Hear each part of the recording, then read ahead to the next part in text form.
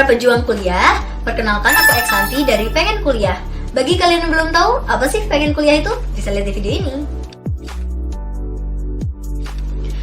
Nah, di episode kali ini, kita akan membahas tentang salah satu topik yang paling banyak dibahas dan paling banyak ditanyakan oleh teman-teman yang mungkin akan lulus SMA atau masih duduk di bangku SMA, yaitu tentang pilihan jurusan berbeda dengan orang tua. Harus gimana ya? Yuk langsung aja. Jadi kita udah merangkum beberapa pertanyaan.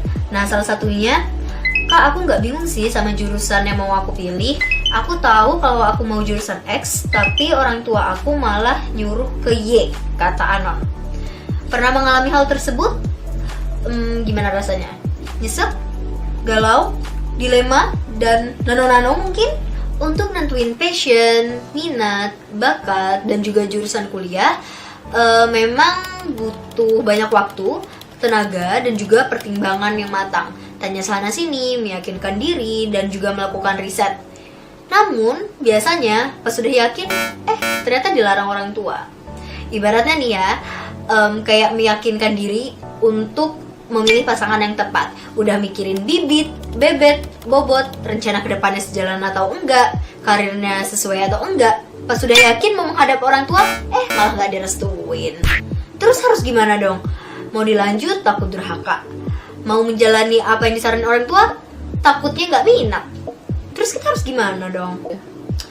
Nah, kalau kamu sedang mengalaminya, kamu gak perlu khawatir karena banyak kok anak-anak di Indonesia yang juga mengalami pengalaman yang sama dan juga merasakan hal yang sama. Bahkan ini adalah pertanyaan yang setiap tahun selalu dikeluarkan oleh teman-teman yang akan lulus SMA dan menjadi salah satu curhatan yang paling banyak dirasakan oleh teman-teman. Mungkin ada yang awalnya masih sangat demokratis dan pilihan orang tua, tapi makin lama semakin didalami dan semakin dirasakan ternyata nggak cocok. Nah, bahkan ada beberapa kasus di mana ada beberapa teman yang berusaha untuk mengikuti keinginan orang tua, ujung-ujungnya malah balik mengecewakan orang tua. Meskipun terdengar mengerikan, namun perbedaan pendapat antara orang tua dan anak adalah hal yang wajar dan sering kali terjadi. Nah, orang tua kita dan juga kita memiliki pengalaman dan lingkungan yang berbeda. Mulai dari zaman, pelajaran, hingga kesan, pastinya output yang didapatkan pun juga akan berbeda. Apalagi kalau dalam keseharian. Jarangnya obrolan dan komunikasi antara dan anak juga bisa menjadi salah satu potensi mengapa hal-hal demikian sering kali terjadi. Nah, sebagai contohnya saat ini banyak banget anak-anak yang senang banget bermain Mobile Legends, di mana mereka menganggap bahwa bermain Mobile Legends bukan hanya sekedar hobi, tapi juga sebagai kegiatan positif pengisi waktu luang. Nah, salah satu alasannya sih katanya dengan bermain Mobile Legends dapat meningkatkan kinerja otak mereka, dan mereka juga mengatakan bahwa Pak Jokowi saja menganggap ini sebagai e-sport. Namun, alasan ini tidak banyak digubris oleh orang tua karena mereka menganggap bahwa yang namanya bermain game, ya bermain game, tidak ada produktifnya dan tetap dianggap sebagai kegiatan yang negatif. Kata Profesor Renald Kasali dalam wawancaranya dengan Tirto.id, beliau menggambarkan banyak orang tua dari generasi Z yang cenderung ketat terhadap pilihan anaknya. Hal ini bukan tanpa alasan loh. Tapi karena memang kondisi sosial politik dan juga ekonomi orang tua generasi Z saat itu menempuh masa-masa sulit dan juga krisis moneter. Nah, meskipun ekonomi orang tua generasi Z setelahnya berangsur stabil, tapi psikologi kontrol terhadap pilihan anak masih banyak terjadi dan terbawa hingga saat ini. Nah, dari sini bisa dilihat bahwa meskipun kalangan orang tua generasi Z memang cenderung lebih ketat mengenai kontrol terhadap anaknya, intinya mereka cuma ingin kamu bahagia kok. Nah, cara yang bisa membuat kamu bahagia inilah yang menurut mereka dan menurut kamu yang berbeda. Mereka tak ingin anak-anaknya merasakan kesulitan seperti yang mereka rasakan dulu. Ya, mirip-mirip lah seperti kalau kita menegur adik untuk belajar agar tidak gagal ujian. Lalu bagaimana dong kita harus bersikap? Sebenarnya, kedua pilihan itu memiliki konsekuensinya masing-masing. Baik ketika kamu memutuskan untuk memperjuangkan impianmu ataupun menuruti keinginan orang tua. Kamu harus paham betul sekiranya konsekuensi dari setiap pilihan. Nah, dari konsekuensi yang ada, kamu bisa menghitung sekiranya pilihan mana yang memiliki konsekuensi paling sedikit dan paling bisa kamu atasi.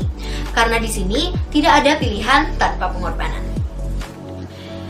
If you choose not to fight upon something that you love, carry on. Tapi jangan menyesal jika di suatu hari nanti kamu mungkin akan merasa tidak betah atau banyak penyesalan di tengah jurusan yang sedang kamu jalani nanti. Maka saran dari kita, banyak-banyaklah membaca dan juga tonton pengalaman orang-orang yang mungkin merasa salah jurusan, atau kamu juga bisa langsung bertanya kepada mereka yang mengalaminya. Tapi itu balik lagi, jika kamu merasa bahwa kamu bisa mengatasinya, go on. Tapi jika kamu memilih untuk tetap fight over something that you love, about something that you dream, kamu harus menjalaninya dengan penuh rasa tanggung jawab. Karena ketika orang tua sudah memberikan kamu kepercayaan untuk memilih, maka itu adalah saatnya kamu untuk membuktikan bahwa kamu bisa bertanggung jawab dengan apa yang kamu pilih. Kalau kamu lebih memilih untuk memperjuangkan mimpimu, kamu juga harus siap dengan penolakan dari orang tua. Seperti apa dan sampai seperti apa orang tuamu menolak, kamu adalah orang yang paling paham, sehingga butuh strategi yang benar-benar tepat untuk menghadapi dan menjelaskan kepada orang tuamu. Dan jika orang tuamu sudah memberikan restunya, itu adalah saatnya kamu untuk mewujudkan bahwa kamu bisa bertanggung jawab terhadap pilihanmu. Lalu bagaimana nih strategi bagi kita yang tetap ingin mempertahankan impian kita? Ya, gampangannya adalah komunikasi. Ya, ngomongnya mah gampang, tapi emang ngerjainnya yang susah. Mengkomunikasikan sesuatu yang sifatnya krusial, terutama mengenai masalah jurusan, memang membutuhkan banyak pertimbangan yang panjang. Apalagi kita masih dibiayai oleh orang tua. Tentunya ini bukanlah tahapan yang mudah. Dan memang pendapat yang berbeda biasanya merupakan akar dari konflik yang akan terjadi. Nah, di sini bukan berarti kita menyarankan kamu untuk durhaka dan melawan orang tua. Tapi kita justru ingin kamu lebih terbuka dan lebih gentle dalam mengkomunikasikan apa yang kamu inginkan. Ingat ya, berdiskusi, bukan melawan. Jadi, buka pikiran kamu dan buka telinga kamu agar kamu bisa lebih terbuka terhadap pandangan-pandangan yang mungkin lebih bersifat rasional dan mungkin kamu lewatkan.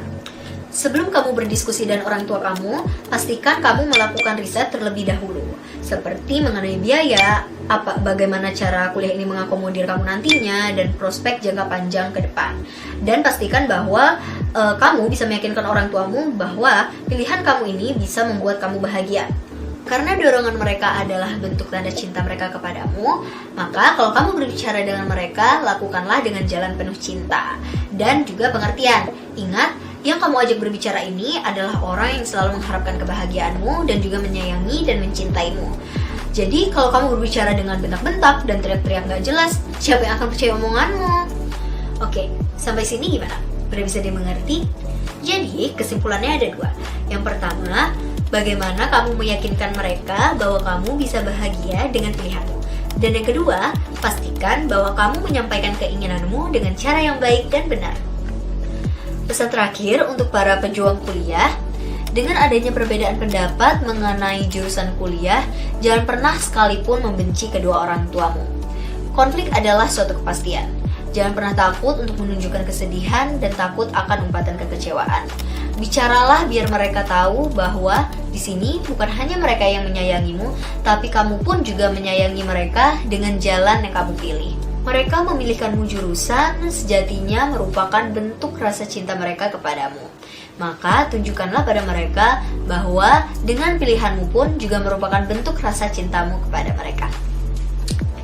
Oke, itu aja untuk kali ini. Jika masih banyak yang ingin kalian tanya, bisa langsung di komen di bawah ini. Dan jangan lupa untuk like dan subscribe. Sampai bertemu di episode selanjutnya.